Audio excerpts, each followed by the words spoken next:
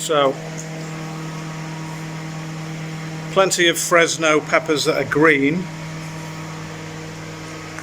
still left on the plant,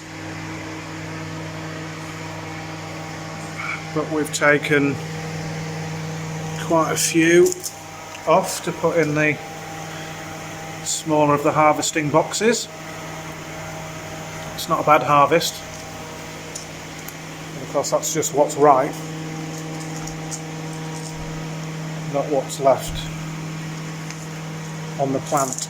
I think you can see there's an awful lot still to ripen, and they're all grown in the fantastic NFT nutrient film technique product called Vivigrow.